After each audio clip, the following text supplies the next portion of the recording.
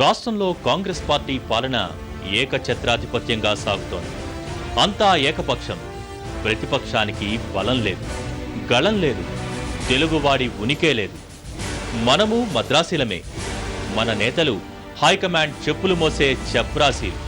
అది యాదృచ్ఛికమో ఉద్దేశపూర్వకమో ఎన్టీఆర్లోని నేనుకు సమాధానం దొరికింది. ఢిల్లీ నడివీధుల్లో తాకట్టు పెట్టిన తెలుగువాడి ఆత్మాభిమానం ఆదుకొమ్మని చేస్తున్న ఆర్తనాదాలకు స్పందించిన ఎన్టీఆర్ స్థాపించారు తెలుగుదేశం పార్టీని.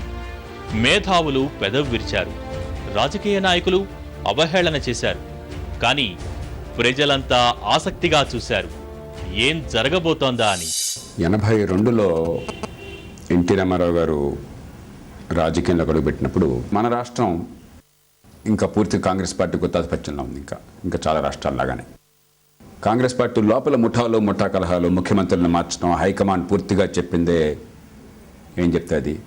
రాజకీయం కేవలం కొంతమంది నాయకులు, ఆ గ్రామాల్లో పెత్తందారులు, వాళ్ళకి మధ్య సంబంధం తప్ప ప్రజలతో సంబంధం లేదు.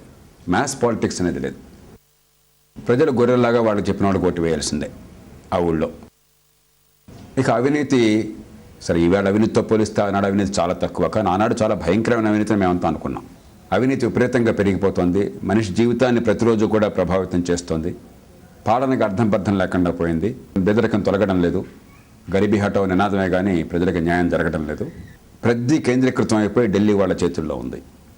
ఆ నేపథ్యంలో కాంగ్రెస్ పార్టీకి ఒక ప్రత్యామ్నాయం అవసరమైంది. ఆ ప్రత్యామ్నాయాన్ని సృష్టించుకునే క్రమంలో ఎన్టీ రామారావు గారు ఆయనకున్నటువంటి ప్రజాకర్షణ శక్తి వల్ల, ఒక బలమైన వ్యక్తిత్వం వల్ల, అసమానమైన సంకల్పం వల్ల ఆయన దానికి కేంద్ర బిందువైనారు.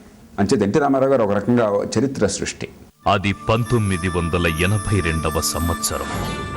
ఓ పర్జన్య శంఖారావం ధిక్కార స్వరమై దశ దిశలా నినదించింది, ప్రతిధ్వనించింది.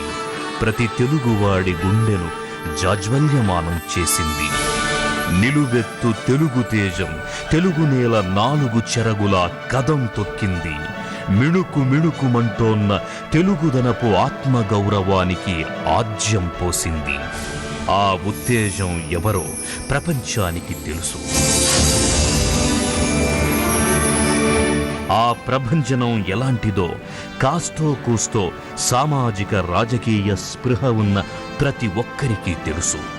నిన్నటికి, నేటికి, రేపటికి, ఏనాటికి నేనంటే నేనేనంటూ, నాకు నేనే సాటి అంటూ, నేను అన్నది అహమో, ఆత్మవిశ్వాసమో, అతిశయమో, ఆత్మాభిమానమో మాత్రమే కాదు, నేను అని చాటిన 100కి 100 పాళ్ళు నిజమైన కథానాయకుడు ఎన్టీఆర్, నందమూరి తారక రామారావు.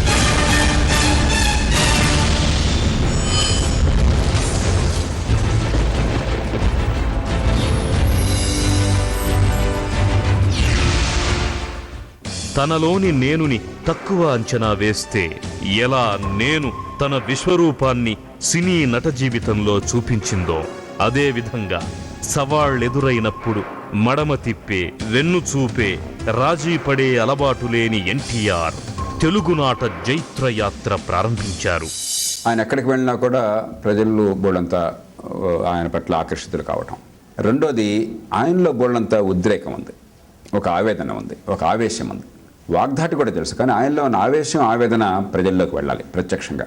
మూడోది, ఆయనకి మిగతా వాళ్ళకి దాదాపు దేశంలో ఎవరికీ లేనటువంటిది, ప్రపంచ చరిత్రలోనే అరుదుగా ఉన్నటువంటివి మొండితనం.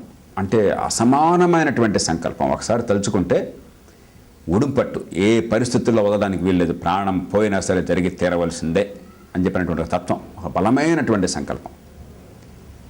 ఈ మూడు కలిసినా కాబట్టి ఆయన ఏదో పాత వ్యాన్ని, ఆయన ఏదో కొత్త కూడా కొనుక్కోలే.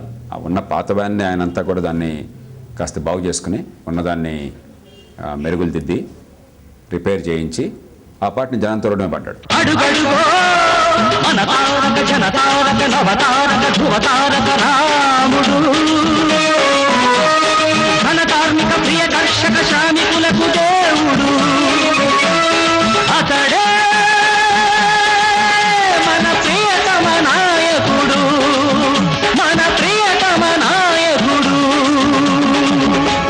తన చైతన్య రథం మీద వేలాది కిలోమీటర్లు పగలనక రేయనక ఎండనక వాననక అవిశ్రాంతంగా సాగిన ప్రజా ప్రస్థానం.